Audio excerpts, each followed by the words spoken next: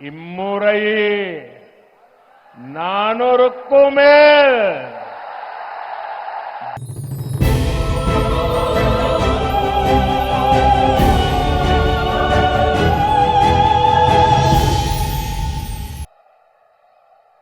भारत माता की, भारत माता की, भारत माता की, भारत अन्नै வாழ்க, பாரத அன்னை வாழ்க, பாரத் அன்னை வாழ்க. எல்லாரும் சொல்லுங்க.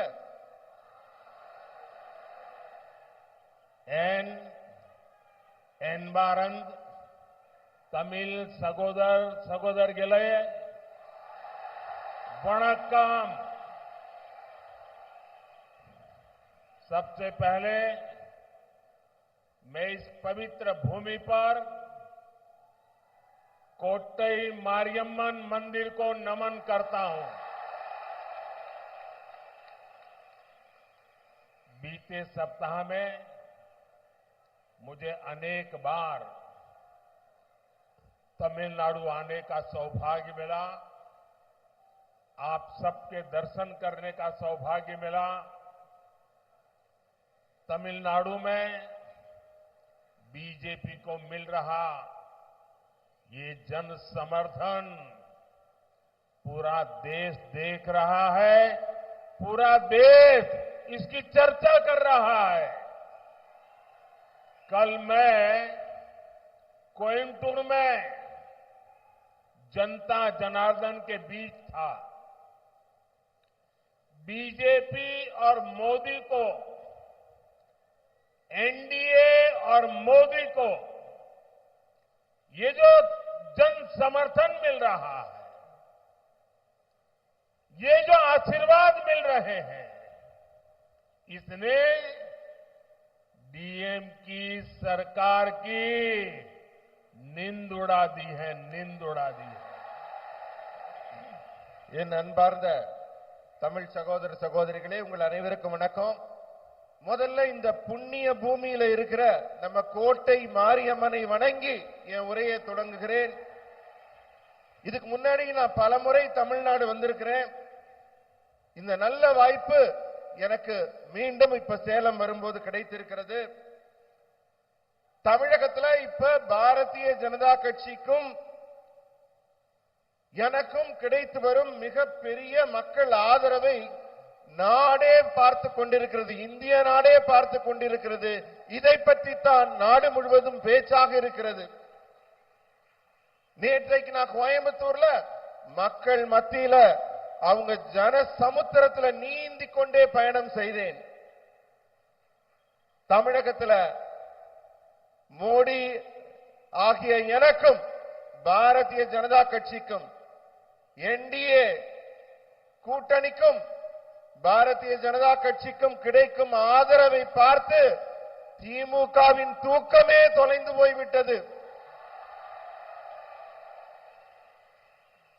अब तमिलनाडु ये डिसाइड कर चुका है कि 19 अप्रैल को एक एक वोट बीजेपी को जाएगा, एनडीए को जाएगा. अब तमिलनाडु ये डिसाइड कर चुका है, अब की बार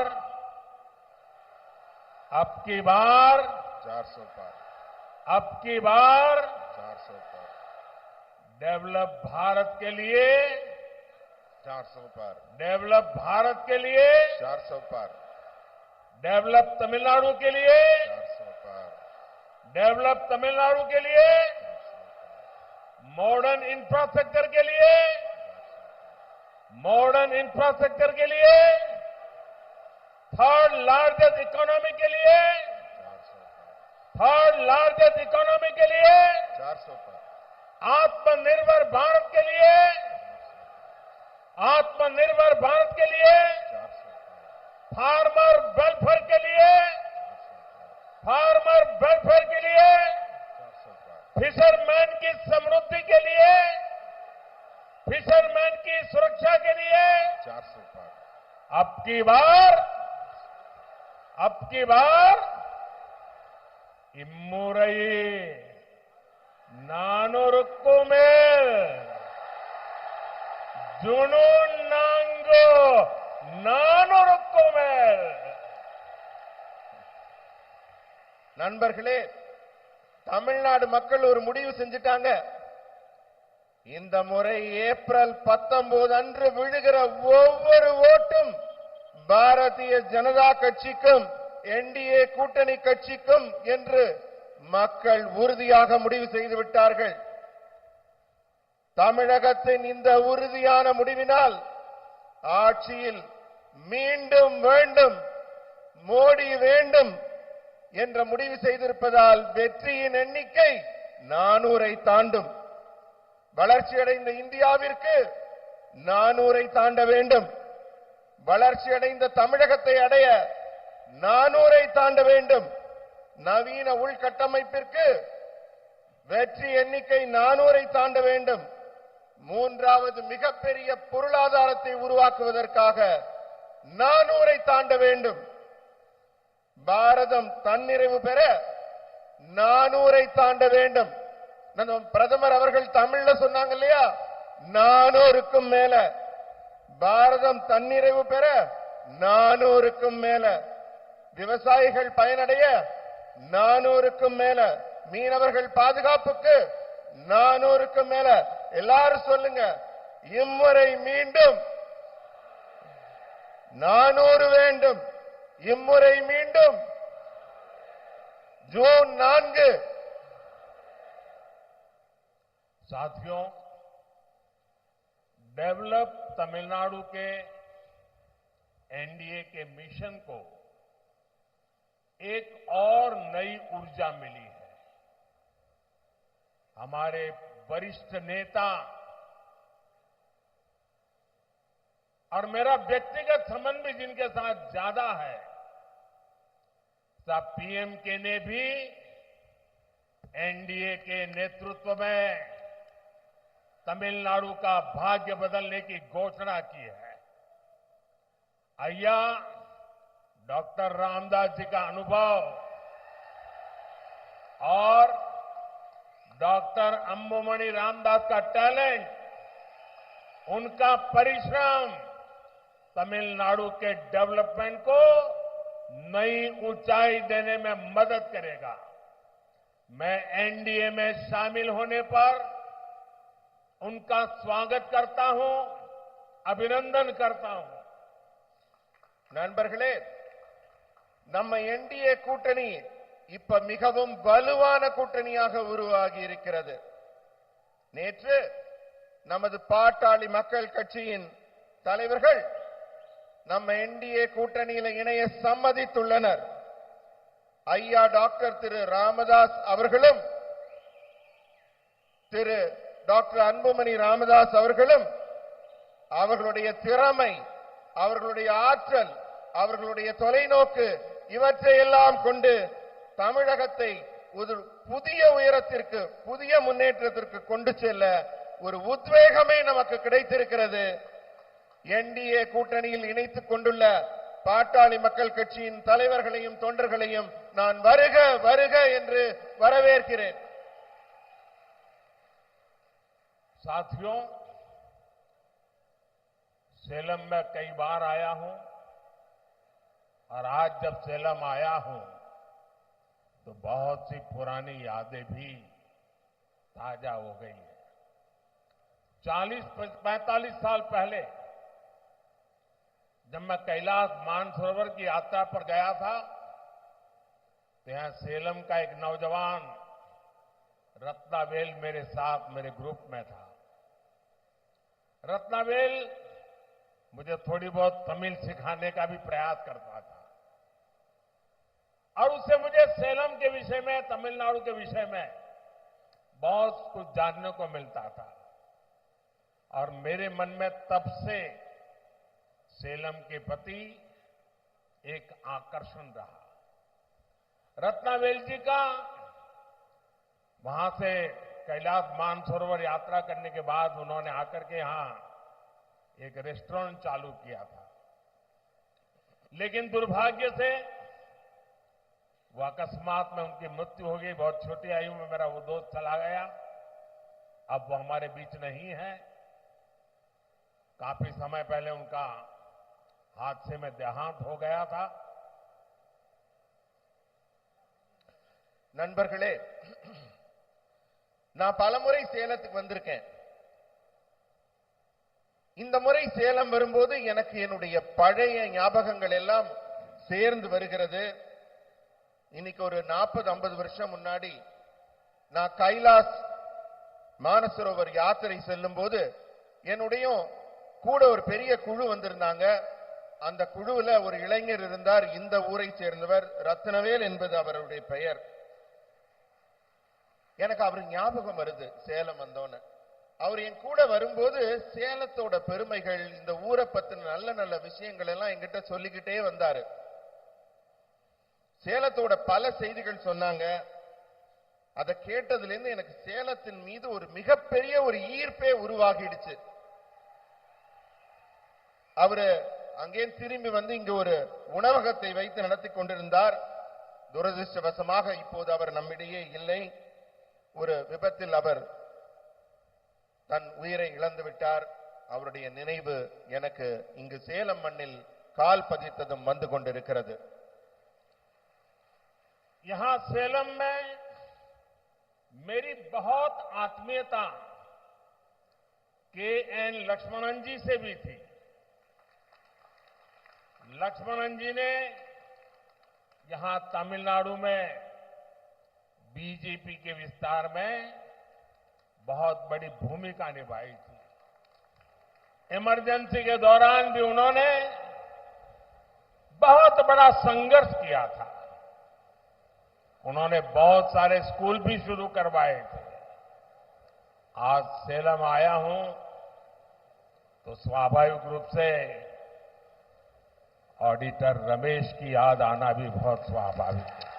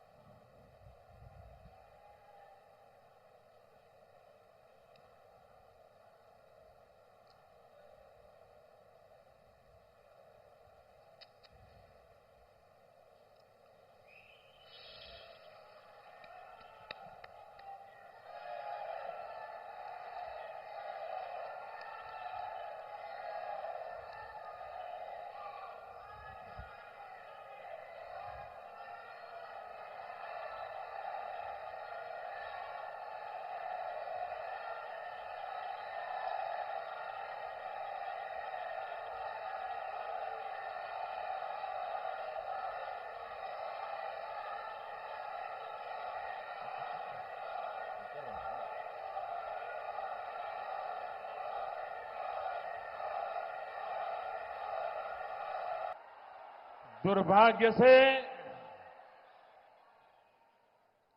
आज सेलम का मेरा वो रमेश हमारे बीच नहीं है। पार्टी के लिए रमेश दिन रात काम करने वाला हमारा साथी था। वो अच्छे प्रवक्ता थे, लेकिन उनकी हत्या कर दी गई थी। मैं उन्हें आज अपनी श्रद्धांजलि अर्पित करता हूं। இங்க சேலத்துல நான் கால் பதிச்சோன்னு என்னுடைய நெருங்கிய நினைவுகள், நண்பர்கள் இவங்களை பத்தி எல்லாம் யோசிக்கும் போது திரு கே.என். லக்ஷ்மணன் ஐயா அவர்களை நான் நினைவு கூறுகிறேன். தமிழகத்தில் பாரதிய ஜனதா கட்சி காலூன்றுவதற்காக தொடக்க காலத்தில் பாடுபட்ட மிக அற்புதமான மனிதர். எமர்ஜென்சி காலத்தில் கூட அவர் பல தடைகளை மீறி கட்சியை வளர்க்க பாடுபட்டவர், பல பள்ளிகளை நடத்தியவர். இப்படியே என் நினைவலைகள் சுழலும் போது இன்றைக்கு நான் சேலத்தில் கால் பதிச்சதும் எனக்கு அதிகமா என் நினைவை உறுத்திய ஒரு செய்தி எனக்கு எண்ணம், திரு சேலம் ஆடிட்டர் ரமேஷ் அவர்களின் நினைவு. நான் தழுதழுக்க நம்ம பிரதமர் அவர்கள் பேசியது, கட்சிக்காக தன் உயிரையே தியாகம் செய்து உழைத்த அந்த மாபெரும் மனிதரை நினைவு கூர்ந்து ரமேஷ் அவர்கள் உயிரை கொடுத்து உழைத்தவர், கட்சிக்காக உயிரை கொடுத்தவரை கொலை செய்து விட்டார்கள் சமூக துரோகிகள். அந்த நேர்மையாளரை இந்த மண்ணிலே நினைத்து நான் அஞ்சலி செலுத்துகிறேன், இதயபூர்வமான அஞ்சலி செலுத்துகிறேன். அனைவரும் எழுந்து நின்று கட்சிக்காக உயிர் நீத்த அந்த மாபெரும் மனிதர் ஆடிட்டர் ரமேஷ் அவர்களை நினைவு கூர்ந்து அவர் பெயரை சொல்கிறேன், வாழ்க என்று உரத்த குரலில் கூறுங்கள். ஆடிட்டர் ரமேஷ் அவர்கள் புகழ், ஆடிட்டர் ரமேஷ் அவர்கள் புகழ். साथियों, अभी तो चुनाव अभियान की शुरुआत हुई है, लेकिन इंडिया अलायंस के प्लान मुंबई में उनकी पहली रैली में ही उनका मैनिफेस्टो, उनके बद इरादे खुल करके सामने आ गए हैं। मुंबई की शिवाजी पार्क में इंडी अलायंस ने खुलेआम घोषणा की है कि हिंदू धर्म की जिस शक्ति में आस्था होती है, उन्हें इस शक्ति का विनाश करना है। हिंदू धर्म में शक्ति किसे कहते हैं, ये तमिलनाडु का हर व्यक्ति जानता है. நண்பர்களே, தேர்தல் பிரச்சாரம் இப்ப படு வேகமாக நாடு முழுவதும் தொடங்கிவிட்டது. ஆனால் தொடக்கத்திலேயே காங்கிரஸ் திமுகவின் இந்தி கூட்டணியின் எண்ணம் என்ன என்பது தெளிவாக புரிந்துவிட்டது. மும்பையில சிவாஜி பார்க்ல நடந்த அவங்களோட முதல் பேரணியிலேயே அவங்க அசல் ரூபம் என்னன்னு தெரிய வந்துருச்சு.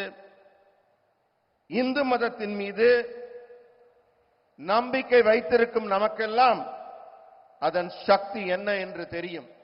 அதை அழிப்பது ஒன்றே தனது நோக்கம் என்று அவர்கள் தொடங்கி இருக்கிறார்கள் தங்கள் பிரச்சாரத்தை.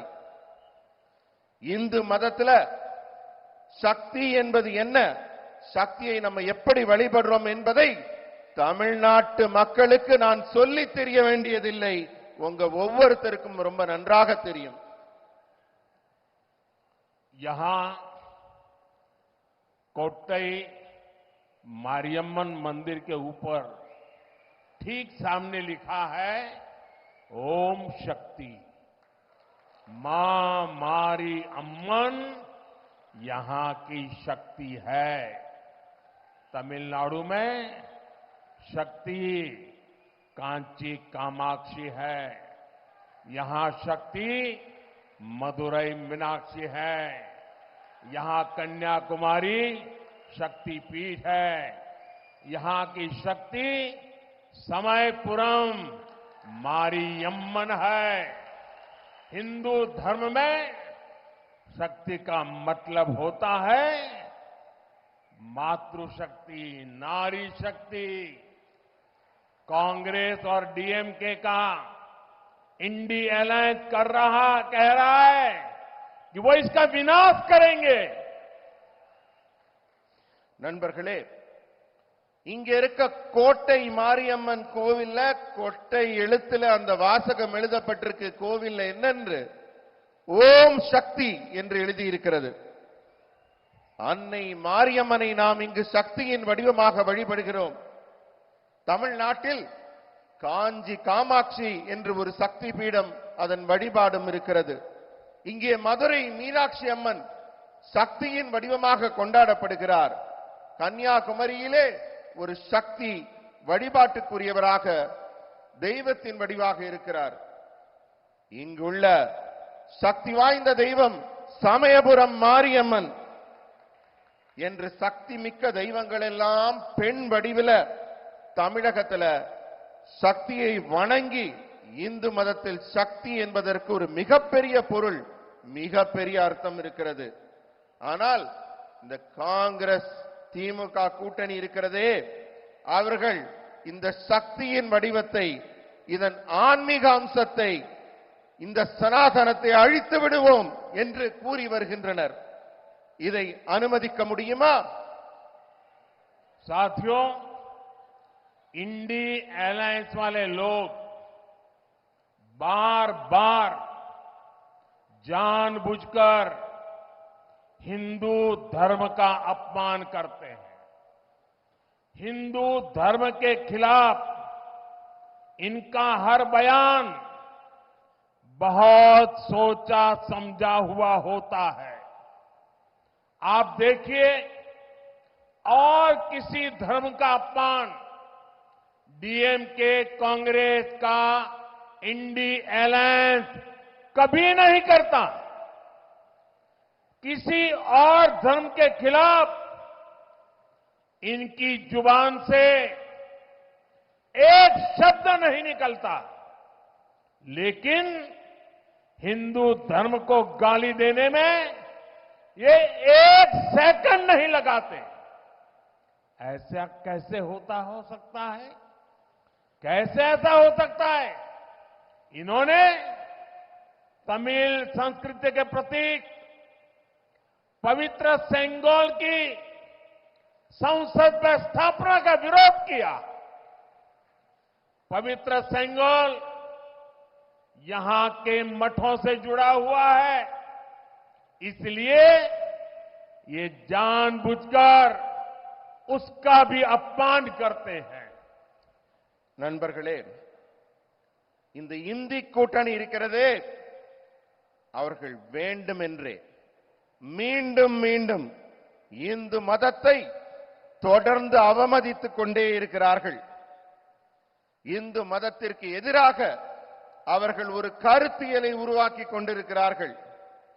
அந்த ஒவ்வொரு கருத்தும் ரொம்ப ஆழமா யோசிச்சு திட்டமிட்டு உருவாக்கப்பட்டவை. இந்த திமுக காங்கிரஸ் இந்தி கூட்டணி எந்த வேகத்தில் இந்து மதத்தை தாக்குகிறதோ, எதிர்க்கிறதோ, ஆனால் வேறு எந்த மாற்று மதத்தையும் அவர்கள் தொடுவதே இல்லை. வேறு எந்த மதத்திற்கு எதிராகவும் அவர்கள் ஒரு சொல்லை கூட பேசுவதில்லை.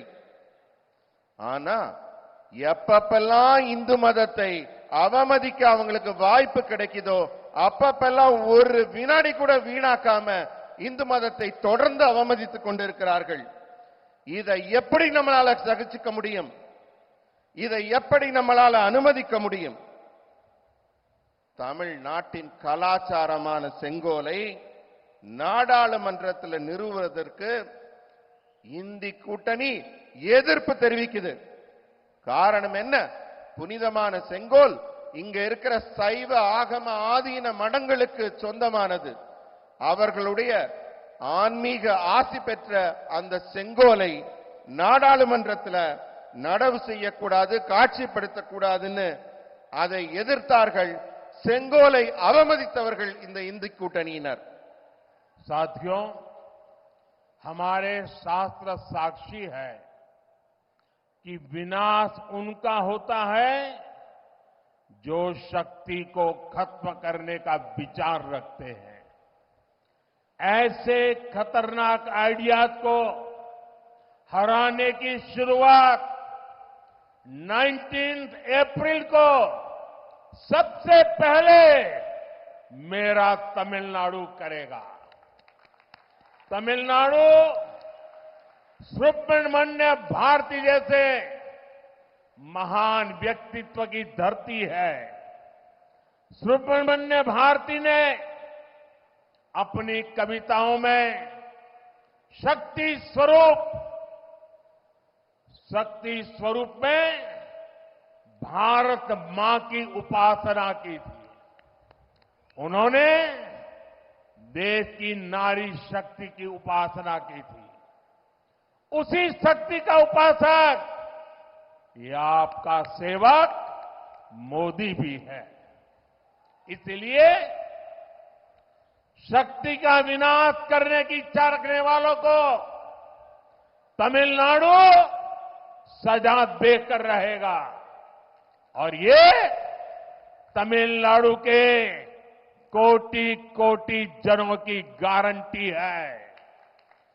நண்பர்களே, இந்த இந்து தர்மத்துல வழிபாட்டுக்குரிய இந்த சக்தியின் தன்மையை அழிக்க நினைப்பவர்களுக்கு நான் சொல்லிக் கொள்கிறேன், இதை அழிக்கணும்னு நினைக்கிறவங்க தான் அழிஞ்சு போனதுக்கான ஏராளமான அடையாளங்கள் நம்ம சாஸ்திரங்கள்ல இருக்கு. ஏப்ரல் 19ஆம் தேதி தமிழகத்திலிருந்து தான் இந்த அழிவு அவர்களுக்கு தொடங்க போகுது. முதல் கட்டமா நீங்க தான் வாக்களிக்க போறீங்க.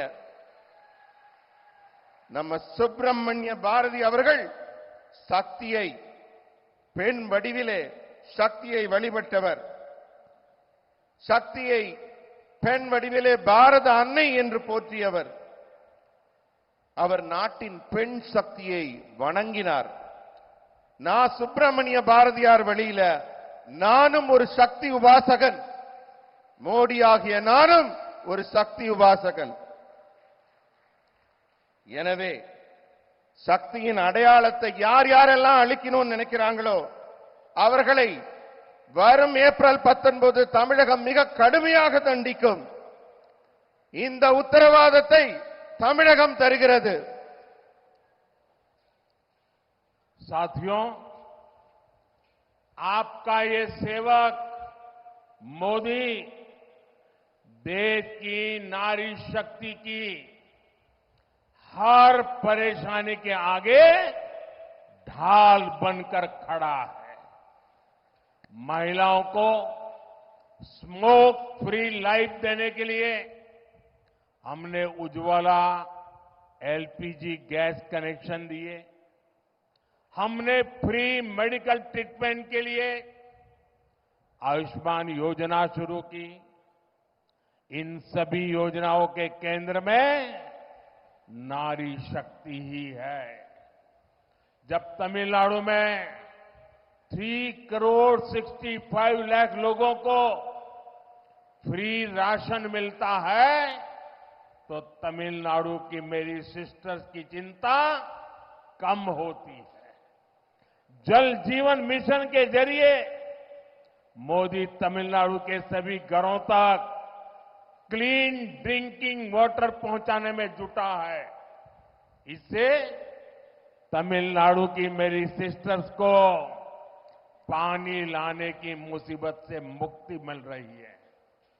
तमिलनाडु में मुद्रा योजना के तहत जो हजारों करोड़ रुपए का लोन दिया गया है उसकी ज्यादातर लाभार्थी ये मेरी बहनें हैं, हमारी बेटियां हैं।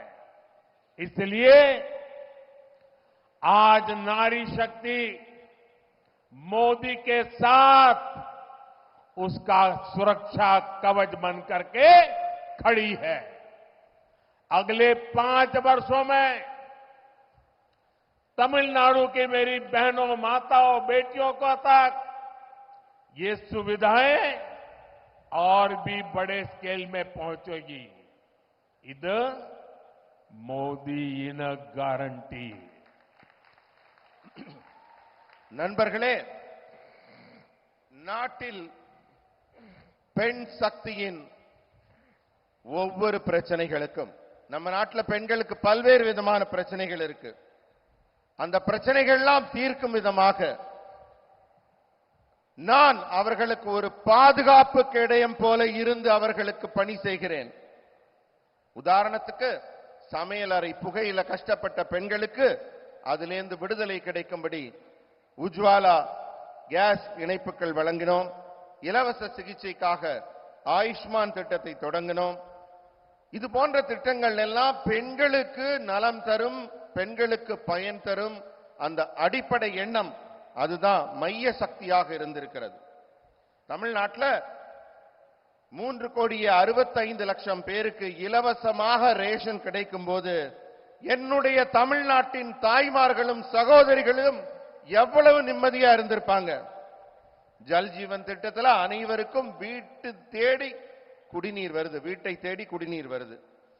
இதனால தண்ணீர் எடுக்கும் கவலை இல்லாமல் என் தமிழகத்தின் தாய்மார்களும் சகோதரிகளும் எவ்வளவு நிம்மதியாக இருப்பார்கள். முத்ரா கடன் பல ஆயிரம் லட்சக்கணக்கான கோடிகள் கடன் வழங்கப்படுது. தமிழகம் தான் இதுல முன்னிலையில் நிக்குது. அதிலும் குறிப்பாக முத்ரா கடனில் பெண்கள் தான் அதிகமாக கடன் பெற்று பயனடைகிறார்கள். இதனால எல்லாம் என்ன ஆச்சு தெரியுமா? இன்றைக்கு எந்த பெண் சக்திக்காக நாங்கள் திட்டங்களை நடத்தினோமோ அந்த பெண் சக்தி தான் இன்று எனக்கே பாதுகாப்பு கவசமாக இருக்கிறது. பெண்கள் தான் பாஜகவின் பாதுகாப்பு கவசம் போல இருக்கிறார்கள். அடுத்த 5 ஆண்டுகள்ல இந்த வசதிகள் இன்னும் பெரிய அளவில் இன்னும் நல்ல நல்ல நலத்திட்டங்கள் இந்த தாய்மார்களையும் சகோதரிகளையும் சென்று அடையும். இது மோடியின் உத்தரவாதம். साथियों, इंडी अलायंस के लोग महिलाओं के साथ कैसा व्यवहार करते हैं, तमिलनाडु इसका साक्षी रहा है। आपको याद होगा जब जयललिता जी जीवित थी तब डीएमके के लोगों ने उनके साथ कैसा बिहेव किया था। यही डीएमके का रियल फेस है। इसलिए ये लोग पार्लियामेंट में विमेन रिजर्वेशन बिल का भी विरोध करते हैं। इसलिए तमिलनाडु में महिलाओं के खिलाफ अपराध बढ़ रहे हैं। 19 अप्रैल को मेरी माताओं बहनों को डीएमके के इस महिला विरोधी माइंडसेट के खिलाफ भी वोट करके उनको सजा देनी है। நண்பர்களே, இந்தி கூட்டணி இந்த திமுகவும் காங்கிரசும் பெண்களை எப்படியெல்லாம் கேவலமாக நடத்துகிறார்கள், இழிவுபடுத்துகிறார்கள். இதுக்கெல்லாம் தமிழ்நாடு தான் சாட்சி. உங்களுக்கு நினைவு இருக்கலாம்,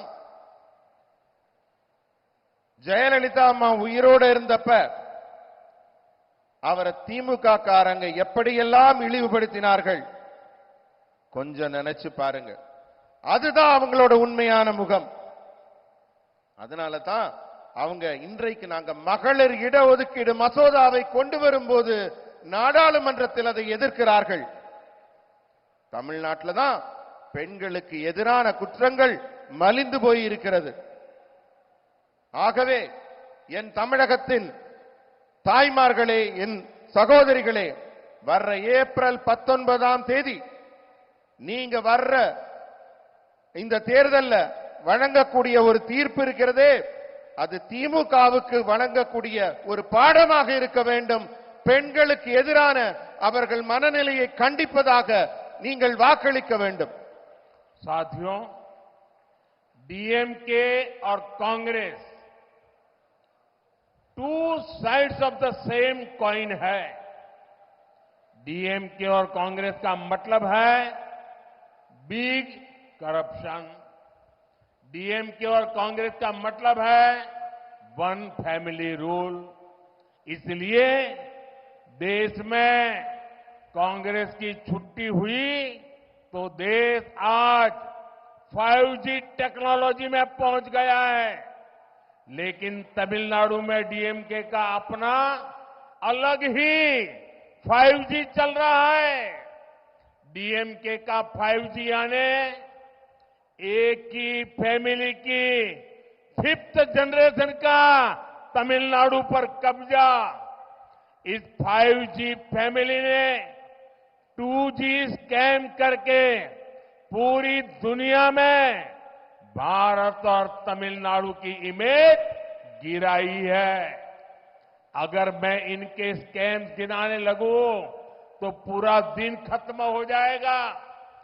बीजेपी सरकार तमिलनाडु के डेवलपमेंट के लिए lakhs of crore of rupees भेज रही है और यहां की सरकार उसे लूटने में लगी है। நண்பர்களே, திமுகவும் காங்கிரசும் ஒரே நாணயத்தின் ரெண்டு பக்கம் இருக்கிற பக்கங்கள். திமுகவும் காங்கிரசும் அர்த்தம் என்னன்னு கேட்டீங்கன்னா, ஒரு பக்கம் ஊழல், ஒரு பக்கம் குடும்ப ஆட்சி. இவர்கள் ரெண்டு பேரும் ஊழலையும் குடும்ப ஆட்சியையும் தொடர்ந்து செய்பவர்கள். அதனால தான் காங்கிரஸ் ஆட்சியிலிருந்து வீட்டுக்கு அனுப்பப்பட்ட பிறகு நம்ம நாட்டில் 5G தொழில்நுட்பமே வளருது. ஆனால் தமிழ்நாட்டில் திமுக ஒரு புது டெக்னாலஜி கண்டுபிடிச்சிருக்காங்க. அவங்க ஒரு தனியா ஒரு 5G நடத்திக்கிட்டு இருக்காங்க. அது என்ன 5G தெரியுமா? திமுகவின் 5G என்பது அவங்களுடைய 5வது ஜெனரேஷன், அவங்களுடைய 5வது தலைமுறை மீண்டும் ஆட்சிக்கு வரணும்னு ஆசைப்படுறாங்க. 5G மோசடி, 5G குடும்ப ஆட்சி மோசடி. ஆனா இவங்க இதுக்கு முன்னாடி செஞ்சது 2G ஊழல் மோசடி. உலகம் முழுக்க இந்தியாவை தலைகுனிய செய்தவர்கள் திமுகவினர். இவங்க பண்ண ஊழல் எல்லாம் நான் பட்டியலிட்டேன்னா அதுக்கு இன்னைக்கு ஒரு நாள் பத்தாது. உங்களுக்கு சுருக்கமா சொல்றேனே, தமிழகத்தின் வளர்ச்சிக்காக பல லட்சம் கோடி ரூபாய்களை தமிழகத்திற்கு அனுப்புவதில் மிக ஆர்வமாக இருக்கிறது பாரதிய ஜனதா கட்சி அரசு. ஆனா இங்க இருக்க அரசு அந்த பணத்துல எப்படியெல்லாம் கொள்ளையடிக்கலாம் என்பதிலேயே குறியாக இருக்கிறது. साथियों, आज इस स्टेज से मैं पीपल्स लीडर मक्कड़ तलेवर अय्या जी के मुपनार जी को भी याद करना चाहता हूं। मुपनार जी जैसे स्टॉलवर्ड नेता नेशनल पॉलिटिक्स में बहुत आगे तक जा सकते थे, लेकिन डायनेस्टिक पार्टी ने उन्हें आगे नहीं बढ़ने दिया। वो प्राइम मिनिस्टर भी बन सकते थे, लेकिन डायनेस्टिक पार्टी ने ये भी नहीं होने दिया। இந்த மேடையில மக்கள் தலைவர் திரு ஜி.கே. மூப்பனார் ஐயாவை நான் நினைவு கூறுகிறேன். எத்தனை பெரிய தலைவர் அவர்! தேசிய அரசியலில் மிகப்பெரிய உயரங்களை தொடக்கூடியவராக இருந்தார். அவர் மட்டும் மனது வைத்திருந்தால் பாரத திருநாட்டின் பிரதமர் என்ற அந்தஸ்தை பெற்றிருக்கக்கூடியவர். ஆனா அவரை அந்த காங்கிரஸ் குடும்ப ஆட்சி வளரவிட்டதா? அவருக்கு எதிரான எல்லா வேலைகளையும் செய்து ஒரு தமிழராகி அவரை வளரவிடாமல் செய்ததுதான் காங்கிரஸ் கட்சியின் குணம். साथियों, तमिलनाडु वो धरती है जिसने हमें पेरुंदलेवर अया के कामराज जैसे ग्रेट लीडर दिए हैं। चाहे पॉलिटिक्स में ऑनेस्टी की बात हो या फिर उनकी मिड डे मील जैसी क्रांतिकारी वेलफेयर स्कीम्स हो, वो हमारे लिए बहुत बड़ी इंस्पिरेशन रहे हैं। गरीब बच्चों तक एजुकेशन को ले जाने के लिए उनके कार्यों को आज भी याद किया जाता है। நண்பர்களே, இந்த மேடையில நான் தமிழ்நாட்டின் ஒப்பற்ற பெருந்தலைவர் ஐயா காமராஜர் அவர்களையும் நினைவு கூறுகிறேன். அரசியலில் நேர்மை அப்படின்னாலே கர்ம வீரர் காமராஜர் ஐயா முகம்தான் ஞாபகத்துக்கு வருகிறது. அவர் உருவாக்கிய மாணவர்களுக்கான மதிய உணவு திட்டம் ஒரு மிகப்பெரிய திட்டம். ஏழை மாணவ மாணவியருக்கு உணவு வழங்கி அவர் கல்வியை வளர்க்க வேண்டும் என்று ஆரம்பித்த அந்த மக்கள் நல திட்டம் எனக்கெல்லாம் மிகப்பெரிய இன்ஸ்பிரேஷனாக எனக்கு நல்ல திட்டங்களை மக்களுக்கு தர வேண்டும் என்பதற்கு ஒரு வழிகாட்டியாக அது போன்ற ஒரு ஒப்பற்ற தலைவரின் செயல் அமைந்திருந்தது. साथियों, बीजेपी और एनडीए बड़े सपने देखती है, बड़े लक्ष्य बनाती है और उन्हें हासिल करके भी दिखाती है। आज दुनिया में भारत की पहचान मॉडर्न इंफ्रास्ट्रक्चर से है। बीजेपी सरकार ने देश में थाउजेंड्स ऑफ किलोमीटर के हाईवे और एक्सप्रेस वेज बनाए हैं। आज देश में 20 से ज्यादा एम्स हैं, दर्जनों नए मेडिकल कॉलेज और आईआईटी खुले हैं। हमारी इंडस्ट्री आत्मनिर्भर भारत के मिशन को आगे बढ़ा रही है। इस विकास का उतना ही लाभ तमिलनाडु को भी मिल रहा है। நண்பர்களே, பாரதிய ஜனதா கட்சியும் என்டிஏ கூட்டணி அரசும் பல பெரிய பெரிய கனவுகளை தன்னகத்தை வைத்துக் கொண்டிருக்கிறது. என்டிஏ மிகப்பெரிய இலக்குகளை நிர்ணயிக்கிறது. பல இலக்குகளை நாம் அடைந்து கொண்டும் இருக்கிறோம்.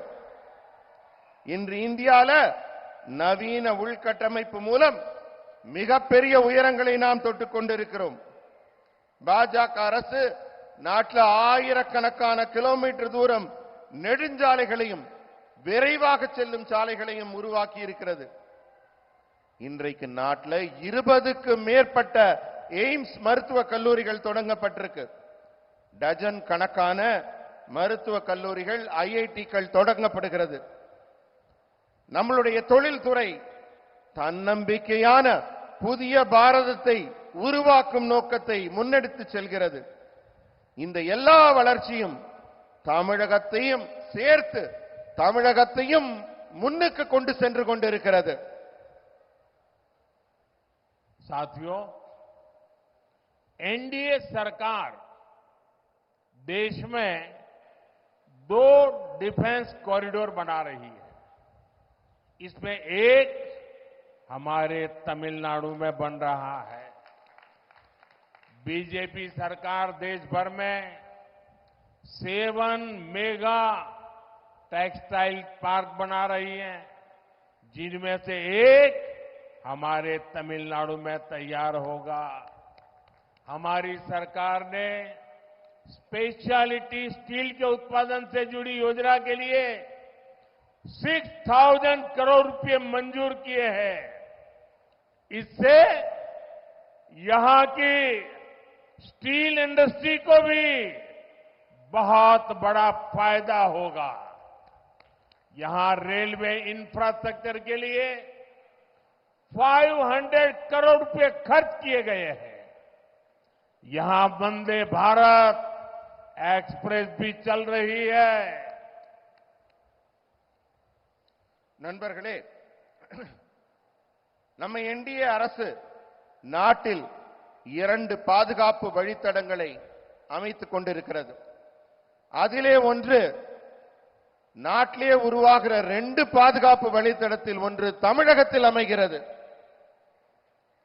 பாரதிய ஜனதா கட்சி அரசு நாடு முழுவதும் 7 உயர்தரமான ஜவுளி பூங்காக்களை அமைத்து வருகிறது. அந்த 7இல் ஒன்றாக தமிழகத்தில் ஒரு ஜவுளி பூங்கா உருவாக்கப்பட்டு வருகிறது. சிறப்பான எஃகு தயாரிப்பு தொடர்பான இரும்பு தயாரிப்பு தொடர்பாக 6,000 கோடி ரூபாய் செலவிலே ஒரு திட்டம் தயாரிக்கப்பட்டிருக்கிறது. மத்திய அரசு அதற்கு ஒப்புதல் அளித்திருக்கிறது.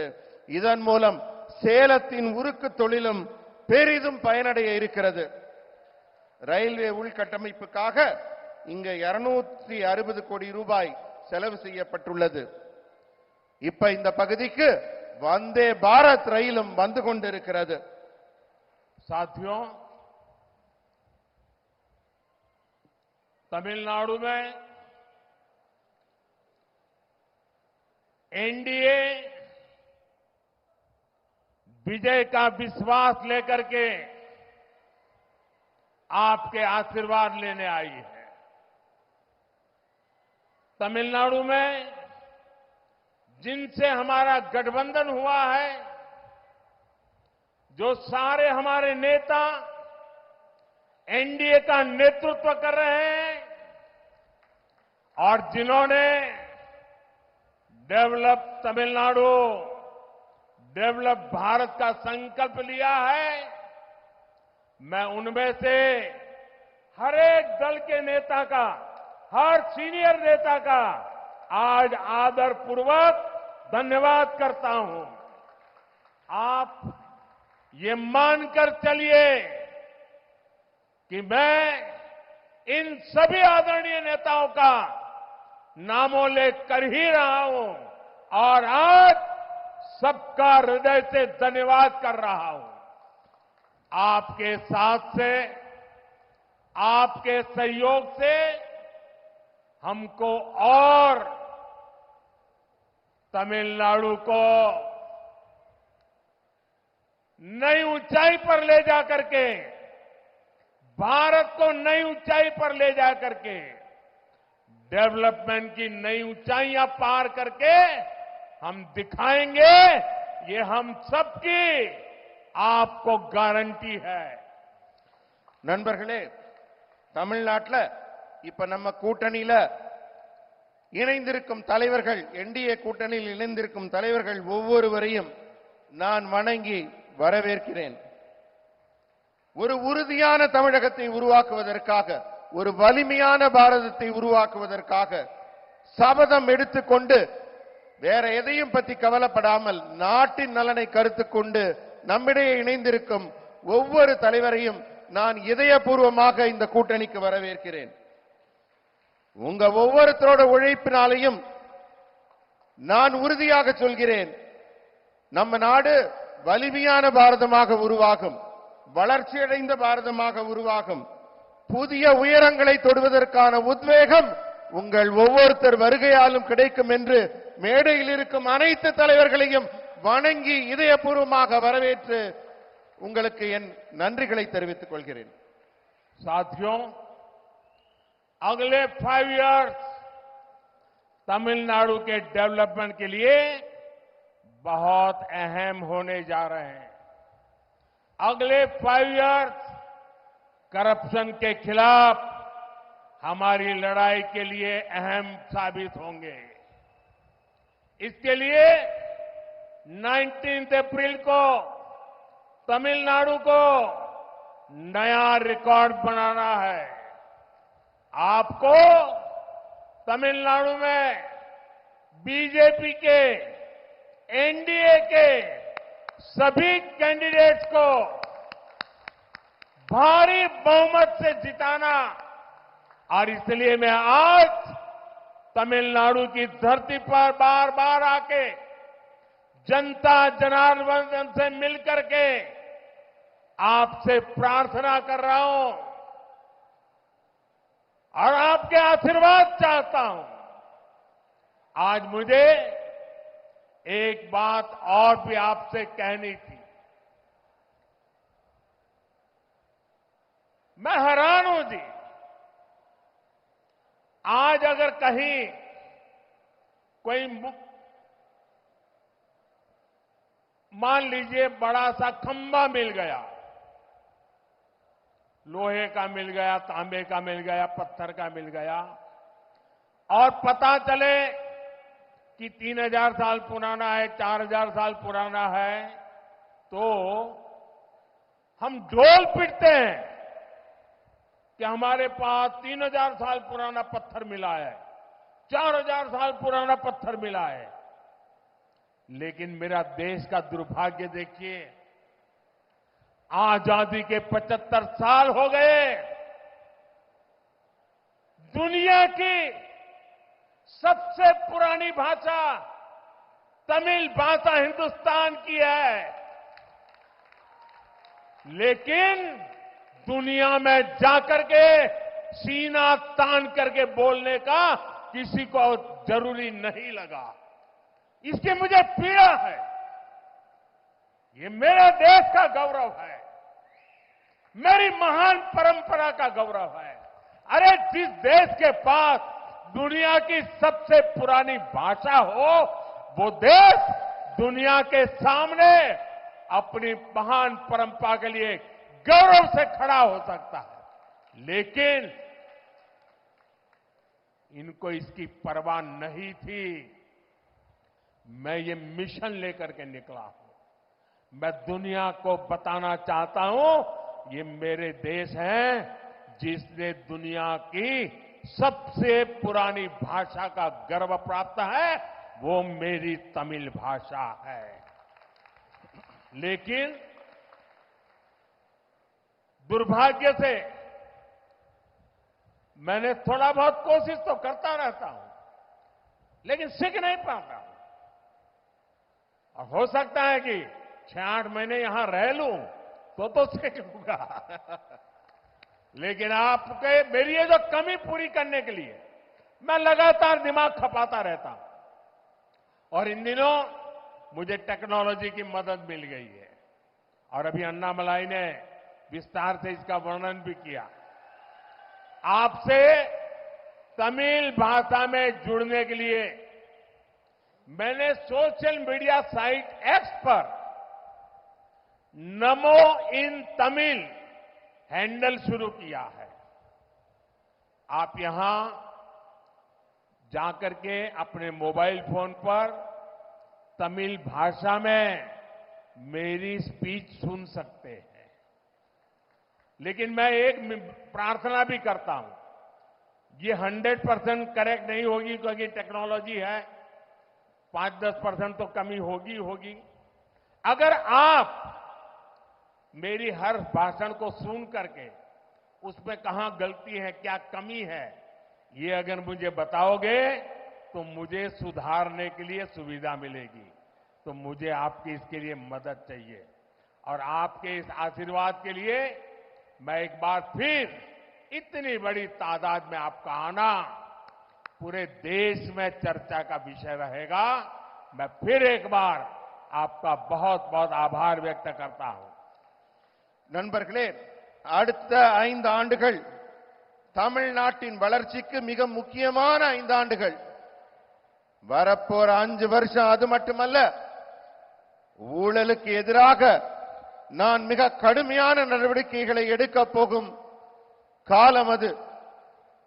அதனால நீங்க எல்லாம் ஞாபகம் வச்சுக்கோங்க, வர ஏப்ரல் 19ஆம் தேதி தமிழக மக்கள் ஒரு புதிய சாதனையை தொடங்கி வைக்க வேண்டும். தமிழ்நாட்டில் இருக்கிற பாரதிய ஜனதா கட்சி வேட்பாளர்கள் அத்தனை பேரையும் நீங்கள் வெற்றி பெற செய்ய வேண்டும். உங்ககிட்ட ஒரே ஒரு விஷயத்தை சொல்றேன். நம்ம கிட்ட ஒரு கல்லு கிடைக்குதுன்னு வச்சுக்கோங்க, அது ஒரு 1000 வருஷம் 2000 வருஷம் 3000 வருஷமான கல்லுன்னா நம்ம பெருமையா சொல்லிக்குவோம், இது என்கிட்ட ஒரு 1000 வருஷம் பழமையான கல்வெட்டு கிடைச்சிருக்கு, 5000 வருஷம் பழமையானது கிடைச்சிருக்குன்னு. ஆனா நம்ம நாட்டுல ஒரு மொழி இருக்கு, அது என்று பிறந்தனள் என்று தெரியாத காலத்திற்கு முந்தைய மூத்த மொழியான தமிழ் மொழி நம்மகிட்ட இருக்கு. அதோட பெருமை யாருக்குமே தெரியல. நான் பெருமைப்படுறேன். உலகத்திலேயே தொன்மையான மொழி என் தமிழ் மொழி, என் நாட்டின் தொன்மையான மொழி என்று நான் நெஞ்சு நிமிர்த்தி உலகம் முழுவதும் சொல்கிறேன். உலகத்திலேயே பழமையான மொழி என் நாட்டின் தமிழ் மொழி. தமிழ் மொழியை, அதன் பெருமையை இத்தனை உணர்ந்தும் உங்ககிட்டலாம் பேச முடியலையே அப்படிங்கிற ஏக்கம் எனக்கு இருக்கு. ஒருவேளை நான் ஒரு 4-5 மாசம் இந்த மாதிரி சேலத்துல வந்து உங்க கூட இருந்தேன்னா ஒருவேளை எனக்கு இந்த பேச்சு வந்துடலாம். ஆனா அதுக்கு வழி இல்லாததுனால நான் டெக்னாலஜியை, தொழில்நுட்பத்தை பயன்படுத்தி தமிழ்ல பேச ஏற்பாடு பண்ணியிருக்கேன். திரு அண்ணாமலை அவர்கள் கொஞ்சம் முன்னாடி உங்களுக்கு விளக்கி சொன்னார்கள்.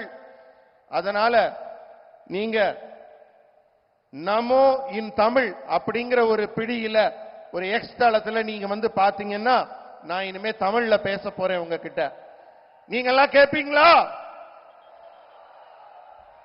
நீங்க கேட்கறதோட இருக்க கூடாது, கேட்டுட்டு எனக்கு உங்க கருத்தை தெரிவிங்க. உங்க ஒவ்வொரு கருத்தும் எனக்கு முக்கியமானது. அதை கேட்டுட்டு அதை எப்படி செம்மைப்படுத்தலாம், அதில் தவறுகள் என்ன, சிறப்பா என்ன செய்ய முடியுங்கிறத நீங்க எனக்கு தெரிவிச்சீங்கன்னா நான் ரொம்ப மகிழ்ச்சி அடைவேன். அப்பதான் நமக்குள்ள ஒரு கலந்துரையாடல் முழுமையாக நடக்கும். मेरे साथ बोलिए भारत माता की, भारत माता की, जय, भारत माता की। जय, बहुत बहुत धन्यवाद। நன்றி.